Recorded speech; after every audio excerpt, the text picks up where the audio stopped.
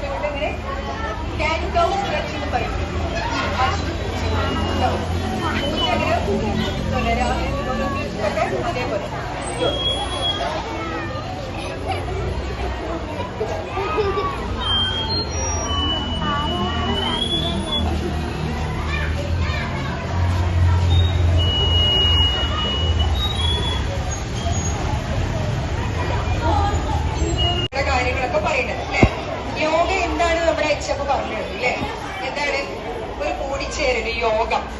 പിന്നെ അതില് വ്യായാമം മാത്രമല്ല, അതൊരു ശാസ്ത്രം തന്നെയാണ്. അതിന്റെ ഉപജ്ഞാതാവ് ആരാണ്? പതഞ്ജലി മഹർഷി. അതിൽ കുറേ കാര്യങ്ങൾ പറയുന്നുണ്ട്. ബേസിക് ആയിട്ട് നമുക്ക് രോഗങ്ങളില്ലാതെ എങ്ങനെ ജീവിക്കാം എന്നുള്ളതാണ് നമ്മൾ സാധാരണ ജനങ്ങൾ ഉൾക്കൊണ്ട് യോഗ ചെയ്യുന്നത്. അതപ്പോൾ നമ്മൾ ആസനങ്ങളാണ് അതിലൂടെ പരിചയപ്പെടുന്നത്. യോഗാസനം അല്ലെ? ഇപ്പൊ ആർക്കെങ്കിലും രോഗം ഉണ്ടാവശ്യമുണ്ടോ? ഇല്ല. അപ്പൊ രോഗങ്ങൾ ഇല്ലാതിരിക്കാൻ നമ്മൾ ദിവസവും കുറച്ച് സമയം, ഒരു 15 മിനിറ്റ് അല്ലെങ്കിൽ 10 മിനിറ്റെങ്കിലും യോഗ ചെയ്യണം. എല്ലാവരും ഇത് മുതൽ ചെയ്യോ?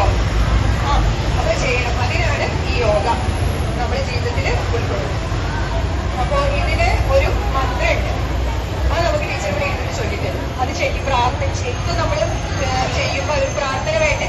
അപ്പൊ ഇത് കൊണ്ടുവന്ന ആളെ നമ്മൾ കുറച്ചു നേരം സ്മരിച്ചിട്ട് അതിന് പ്രാർത്ഥിക്കും കേട്ടോ.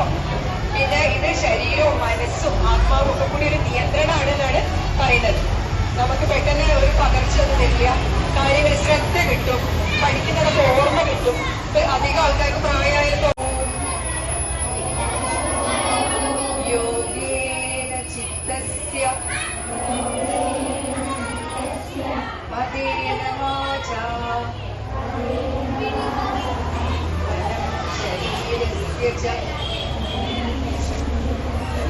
വൈദ്യകീനാം